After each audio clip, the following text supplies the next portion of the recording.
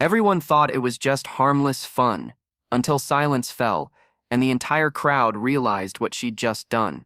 The sun was high above Arlington National Cemetery, casting sharp shadows across the marble stones. A soft wind moved through the rows of white headstones, whispering names too sacred to speak aloud.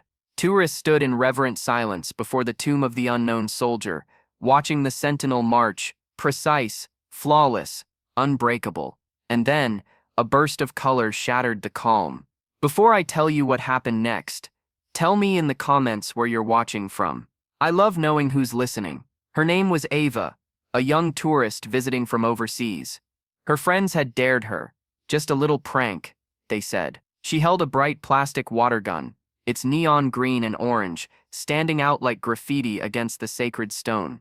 She laughed nervously as she stepped closer. The guard didn't move, not an inch. His face was carved in discipline, eyes hidden behind dark sunglasses. "Come on, it's just water," one of her friends whispered. Cameras were already recording. Ava raised the toy gun, aimed and squeezed. A jet of water struck the soldier's uniform, droplets glinting in the sunlight. For a second she giggled, but the laughter never came back from the crowd.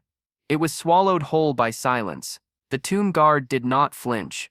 His grip on the rifle remained steady, his gaze locked straight ahead. The air itself grew still, heavy, suffocating. And then, a voice, deep commanding thunder through marble. "Maintain silence and respect in this place." The sound rolled through the courtyard, echoing against the stone like a warning from history itself. Ava's heart stopped. She froze, the water gun trembling in her hand. Around her, people stared, tourists, veterans, families. A little boy tugged on his father's sleeve, whispering, "Why would she do that?" The shame hit her harder than the heat ever could. She felt her throat tighten, her stomach drop. Her laughter died in the air, replaced by a deep gut-wrenching realization.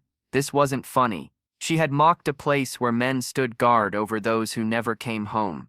The soldier didn't yell. He didn't move. He didn't need to. His silence carried more weight than any words. Ava slowly lowered the toy, her hand shaking. The plastic colors suddenly looked childish, ridiculous, and cruel under the weight of that silence. Security approached, calm but firm. Her friends stepped back, muttering apologies that sounded smaller than whispers. The videos had already been posted, spreading like wildfire, carrying her mistake across the internet. Within hours, she became a symbol of disrespect. That night, she sat alone in her hotel room, scrolling through comments she wished she could unread. Some were angry, others were disappointed. One, written by a veteran's widow, simply said, "He guards my husband." Those 4 words changed everything. The next morning, Ava returned to the cemetery, alone. She carried no phone, no camera, no toy, just a small white rose, clutched in her hand. The same soldier was there, unmoving, perfect in posture, the mark of duty shining through the morning mist. She waited until the ceremony ended, then quietly stepped forward and placed the flower near the marble edge. "I'm sorry," she whispered. The guard didn't look at her. He didn't need to. In that silence, Ava understood more than any reprimand could teach.